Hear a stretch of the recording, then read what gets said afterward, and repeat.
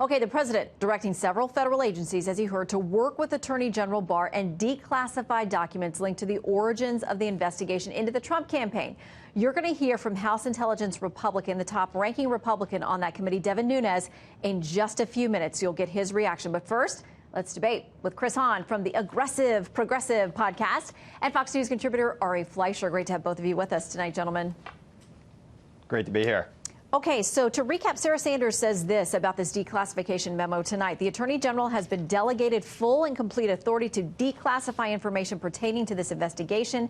Today's action will help ensure that all Americans learn the truth about the events that occurred and the actions that were taken. Chris, isn't that what, regardless of party, everybody should want? Well, the president is taking this authority away from the Director of National Intelligence, Dan Coats, who hasn't always been on the same page with the president, and he's giving it to his loyal servant and basically his defense attorney, Attorney General Barr. I think all Americans should be concerned about that. Look, I want things disclosed. I think we keep far too much stuff under classified seal. I've said that before.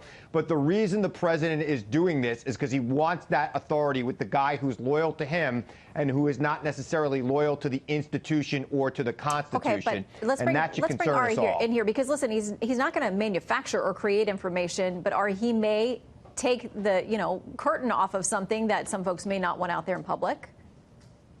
And this is important, Shannon, because when one party decides it's going to use the powers of the state, surveillance powers, confidential informant powers, and electronic eavesdropping to monitor an opposing campaign, they better have the goods on that opposing campaign.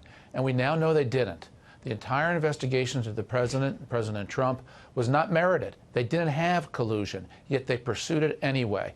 And you don't want to set the precedent that one party in power can do that to the party out of power. So we need to know what happened. They clearly overreacted. The Obama administration made terrible mistakes that divided the country for 2 years. And people do need to know. And the Department of Justice is the appropriate place to look into wrongdoing. Yeah, and Chris, if that didn't happen, then why should any of these agencies or any of the people who, most of them who were kind of in the crosshairs, they are gone from the administration. They're not still in these positions. Well, but if they don't have anything to hide, why should they care about this stuff going public? Well, I think we've seen this is the third investigation of this now. There was an investigation by the internal investigation, and there was the Inspector General, and that should be coming out soon. There was another investigation by an attorney appointed by a DA, a U.S. attorney in Utah. 2 U.S. attorneys. This is the third. This is the third investigation into this, and I'm fine with investigating things and finding the truth. But Ari made an A to C jump here, which is to say that there was some sort of political involvement here, which we have no evidence of whatsoever, other than the president of the United States saying that that's what happened. What was going on was law enforcement was following leads. What we understand is that they were getting FISA warrants done properly. And Ari, you're making a very big jump here to say that this was politically motivated. But that's the thing. Very if we see this, that. then people can make a decision for themselves. And if there was no political motivation, I think that will be very reassuring to a lot of Americans that you don't have to worry about these people in high positions, and that we should, Shannon, be happy about that. Then we should keep it away from political people like the Attorney General. But again, if he is exposing information, not manufacturing and saying things that weren't said, but if he is putting things out there that actually happened, that's not manufacturing, that's exposing. Ari? But listen, let me jump in here. I think Chris just showed his worst worries. He's the one who said political interference. I never used those words. You did. I said that the Obama administration, which is true, that all the surveillance decisions were made during the Obama administration because they panicked. They overreacted, and they reacted with bad judgment. Now, I didn't think or say yet it was political. Let's see what the Justice Department finds. But we know it was wrong.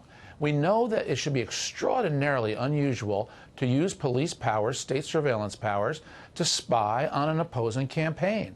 You should only do it if you got the goods. They didn't have the goods, I agree. as we now know. They blew it. And so what you need to know is they have to have an investigation to how and why it took place.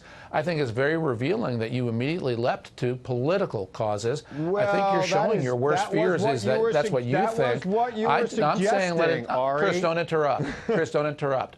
I'm saying let the investigation go wherever the investigators think it needs to go, and then we'll hear from the Department of Justice, just as we heard from Bob Mueller. Yes. Yeah, I mean, we hear a lot about how sunshine is going to be the best disinfectant, and I think everybody agrees they want to know. And if there was no one at fault, that's good. We need to know that too, Chris. That's right.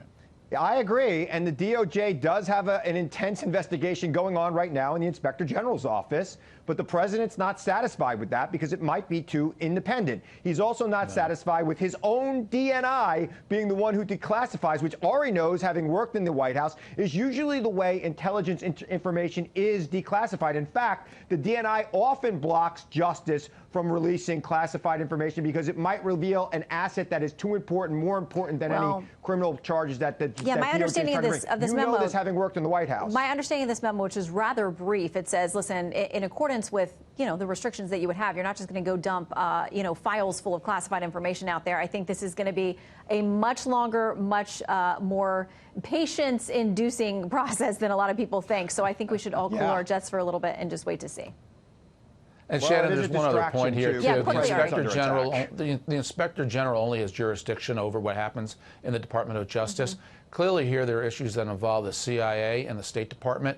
The IG has no jurisdiction over them. That's why you need the Attorney General's office, the actual U.S. attorneys and prosecutors under the AG, to ask questions to CIA and State. IG doesn't go that far. So this is the first investigation that actually is thorough and can include other government agencies that were involved. We will stand by. Come back, Chris and Ari, when we know more, when we see stuff, and we can talk about it. Thank you both.